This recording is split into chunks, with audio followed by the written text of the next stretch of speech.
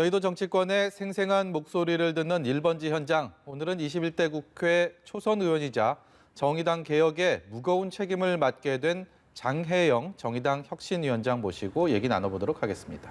안녕하세요. 안녕하세요. 몇 달 전에 정의당 영입 인재로 저희 뉴스 1번지에 출연을 해주셨는데 예. 이제 국회의원으로 모시게 됐습니다. 네. 그 국회의원 배지가 눈에 확 띄고요. 그리고 네. 안에 입고 계신 노란색 셔츠도 네. 티셔츠도 딱 눈에 띄는데요. 네. 국회의원 활동 이제 열흘 남짓 되셨는데 네. 이전에 생각했던 국회의원 그리고 이 열흘 기간에 의원으로서의 어떤 활동, 생각들 이게 좀 어떻습니까? 좀 일치가 합니까? 아니면 좀 생각을 뛰어넘는 변화가 있습니까? 늘 새로움의 연속인 것 같아요. 아무래도 어떤 일이 일어날지 예측 불허의 상황이다 보니까 더더욱 그냥 뭔가를 그때그때 적응해야 될 것들이 되게 많다는 생각을 합니다. 네. 장 의원께서 그 차별금지법 이번 주 내에 선보일 것 같다라는 얘기를 들었는데요. 이게 네. 구체적으로 차별 금지 좋은 얘기인데 네. 뭐 어떤 거를 차별한다는 얘기인지 이 자리에서 좀 듣고 싶은데요. 네, 굉장히 많은 어떤 차별의 요소가 될 수 있는 부분들을 포괄해서 이제 네. 포괄적 차별금지법이라고 말씀을 드리기도 하는데 예를 들면 학력, 인종, 성별, 성정체성, 연령, 네. 이 수많은 그런 이제 이유들로 어떤 정치, 경제, 사회, 문화의 영역에서 합리적인 이유 없이 차별하는 것을 금지한다라고 하는 내용을 기본적으로 담고 있는 법안이에요. 이 말씀만 들어서 굉장히 반드시 필요한 법안 같고요. 네. 모두가 동의할 것 같은 법안인데 네. 이게 실제로 심상정 대표가 20대 국회에서 이 법안을 추진했지만 이 법안 발의위에서 10명이 공동 발의를 해야 되는데 네. 그걸 못 채워갖고 결국 사정되지 않았습니까? 네, 지금 맞습니다. 왜 이런 어려움이 있는지 그리고 또 한 가지는 장혜영 의원께서 21대 국회에서 이 법안을 발의를 하라고 했을 때 네. 그 10명을 또 이번엔 채울 수 있을 것인지 네. 또 과제인 것 같은데 어떻게 그렇죠. 보십니까? 많은 분들께서 이제 관심 갖고 지켜봐주고 계시다고 생각하는데 사실 이번에 보건당국에서도 굉장히 명확하게 얘기를 해주셨다고 생각하는데요. 혐오와 차별은 방역에 도움이 되지 않는다라는 네. 말씀을 해주신 것도 있고 아마 대부분의 이제 우리나라 시민들은 자기가 차별주의자라고 생각하고 있지 않을 거예요. 하지만 그럼에도 불구하고 차별 금지를 이야기하는 것에 대해서는 굉장히 두려워하는 역설적인 어떤 상황. 예. 이 지금의 국회에서도 무관하지 않았다고 보지만요. 21대 국회는 여러 가지 특징이 있지만 이제 그중에 하나가 또 절반 이상 151명의 초선 의원들이 함께 하고 있고 특히 그분들 가운데는 굉장히 높은 인권의식 가지고 계신 분들도 계시고 또 이제 재선 포함해서 여러 번 이제 의회에서 이 차별금지법이 이제 입법 제한이 됐다가 무산이 됐다가 이런 것들을 보시면서 굉장히 문제의식을 느끼셨던 의원님들도 계시기 때문에 네. 21대에서는 발의 가능하다라고 저는 생각하고 있고 네. 지켜봐 주시면 좋을 것 같아요. 예, 꼭 지켜보도록 하겠습니다. 네. 윤미향 의원 얘기 좀 해보겠습니다. 네. 정의당 의원은 아니지만 이게 팩트가 무엇인지와 무관하게 검찰에서 일단 수사를 하고 있기 때문에 그건 차치하고라도 네. 정 의원의 30년 시민단체 활동이 이번 네. 논란으로 인해서 다시 여러 가지 시선들에 이렇게 노출돼 있고요. 거기에 대한 다양한 평가들이 나오고 있습니다. 이 같은 상황에 대해서는 어떻게 보고 계시고 본질이 어디에 있다고 보십니까?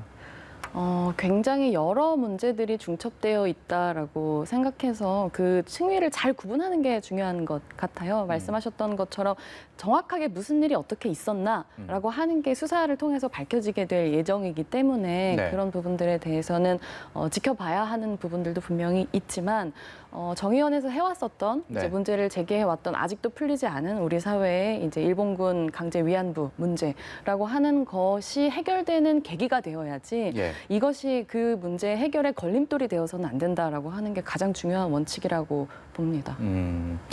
어쨌든 국회의원 윤미향 의원 힘겨운 의정 활동 계속 이어가고 있습니다. 네. 언론들이 다 그 의원회관 사무실에서 기다리고 있어서 거기에 대해서 굉장히 불편한 심기를 드러내기도 했고 네. 그 격한 감정 드러냈다는 뉴스들을 계속 보고 있는데 지금 시점에 윤미향 의원은 어떤 선택을 해야 된다고 보십니까?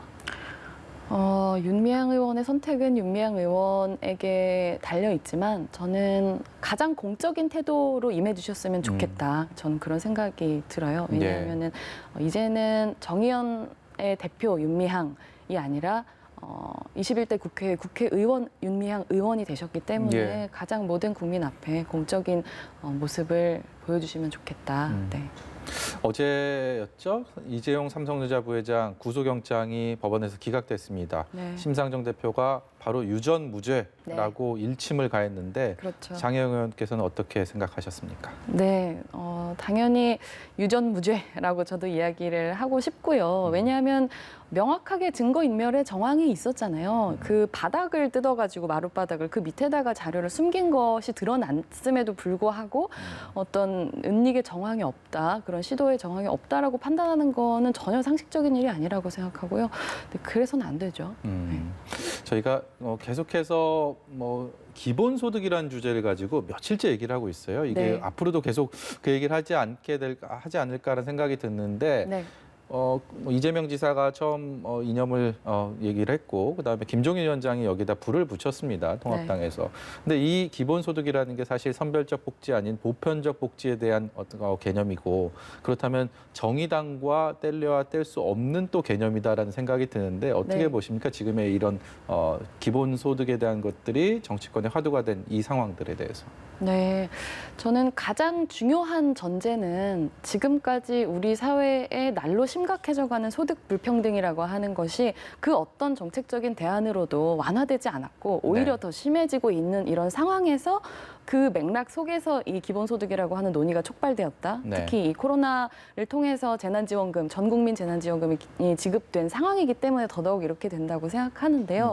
굉장히 이 논의는 우리 사회에서 중요한 논의이고 충분히 잘 되어야 하지만 가장 우려스러운 것은 약간 이게 정치인들의 먼저 말하기 대회 이런 것처럼 변질되는 것은 조금 적절치 않다고 보고 그런 기본소득 같은 기본소득이 아니라 굉장히 스펙트럼이 다양하잖아요. 당장 그 기본소득의 어떤 재원을 어디서 마련할 것인가부터 시작해서 그것이 굉장히 달라지는 논의가 되는데 한편으로 씁쓸한 건 이런 거예요. 우리 사회가 복지를 통해서 그동안 뭔가 이런 소득 불평등에 시달리는 사람들의 삶을 뒷받침하기 위해서 굉장히 많은 노력을 했지만 잘 되지 않았거든요. 여전히 이제 부양의무제나 이런 것들도 충분히 폐지되지 않고 남아있는 상황인데 이거는 가만히 두고 이 기본소득 논의만이 점화되고 있는 상황이라고 하는 거는 좀 저는 우려스럽다고 생각합니다.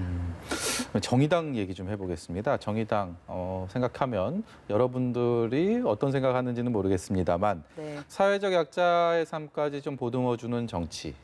그것이 이제 진보정당 정의당의 가치이자 궁극적인 목표가 아닐까라는 생각이 들었는데 여전히 이런 이상과 현실의 괴리감은 분명히 있는 것 같습니다. 특히 이게 나만의 정의당만의 외침이 아니라 국민에게 울림을 주기 위해서는 정의당 스스로도 변화와 노력이 좀 더 필요하지 않을까라는 생각이 드는데요. 어떻습니까? 말 그대로 이제 줄탁동시라는 생각이 드는데요. 어쨌든 저는 21대 총선 평가를 여러 방면에서 해주시지만 그럼에도 불구하고 국민 10명 중에 한 명이 한 분께서 이 정의당을 선택해 주셨다라고 하는 것은 밖에선 쪼아주신 거라고 생각해요. 이제 남아있는 거는 안에서 이 껍질을 깨고 나아가는 것이죠. 그래서 지금 정의당이 마주하고 있는 여러 가지 문제들이라고 하는 것은 단순히 어떤 의제를 제시하기만 하는 등대 정당을 넘어서 이제는 실제로 뭔가를 해나가는 유력 정당으로 나아가는 길에 있어서 어떤 과제를 마주하고 있는 거라고 생각하고요. 이제 그런 관점에서 그 누가 리더로 있는 정의당이라고 하더라도 이야기한 것들, 약속한 것들을 실천할 수 있는 그런 이제 당으로 거듭나기 위해서 혁신위원회 열심히 하고 있습니다. 그 혁신위원회를 이끌고 계시기 때문에 더 큰 어깨에 이렇게 무게가 느껴지실 텐데 그런다 해도 지금까지는 정의당 하면 심상정, 심상정 하면 정의당. 이게 여러 대중들의 각인돼 있는 현실일 겁니다. 이게 또 정의당으로서는 극복해야 될 미래가 아닌가라는 생각이 드는데요. 저는 꼭 그렇다고 생각하진 않아요. 아, 그래요? 한 당 안에 여러 훌륭한 정치인들이 나오는 것이 중요하다고 생각하고 심상정 대표께서는 굉장히 이제 유능한 정치인이시지만 지금은 아마 좀 외로우실 거예요. 그렇기 때문에 이제 다른 사람들이 또 열심히 정의당의 얼굴로 나서서 필요한 일들을 해내면 저는 그 다음은 아주 자연스럽게 이어지는 거라고 생각합니다. 예. 혁신위원장을 하시면서 이제 여러 가지 구상들을 하고 계실 겁니다. 이제 혁신이라는 게 그야말로 엄청난 변화를 꾀하고 그거를 이제 실현해야 되는 상황인데 네. 어디 곳에 어느 분야의 혁신에 방점을 찍고 계십니까? 저는 혁신이란 획기적인 것이다.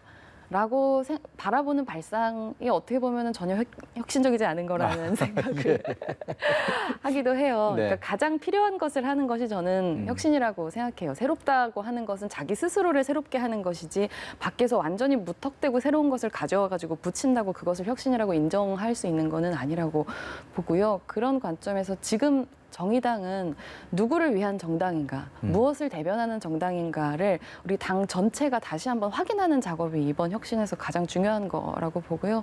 그거는 상위 10%의 기득권을 대변하는 정당이 아니라 하위 90%의 이 불평등에 시달리는 대부분의 시민들을 대변하는 정당으로서 우리가 어떻게 자리매김해 나갈 것인가. 이 각오를 다시 한번 다지는 거, 이게 저는 제일 중요한 과제라고 생각해요. 마지막으로 이제 정의당의 혁신위원장이 아닌 청년 정치인 장혜영 의원으로서 네. 앞으로의 4년 뒤 자신의 모습을 지금 미리 좀 그려본다면 네. 나는 4년 뒤에 어떤 평가를 받고 싶다, 어떤 사람으로 기억되고 싶다, 그런 게 있을까요? 네. 사실 이제 코로나 전국이 길어지면서 굉장히 많은 사람들의 삶이 힘들어지고 있는데요. 그 삶이 고스란히 아마 국회에서도 느껴질 거라고 생각합니다. 그래서 여러 가지 어려운 상황 속에서도 끝까지 마지막까지 가치를 잃지 않고 활동한 정치인으로 평가받고 싶습니다. 지금 말씀 꼭 기억하고요. 4년 뒤에 그리고 다시 한번 되새기고 돌아볼 수 있는 그런 시간 갖도록 하겠습니다. 예, 오늘 말씀 고맙습니다. 네, 감사합니다.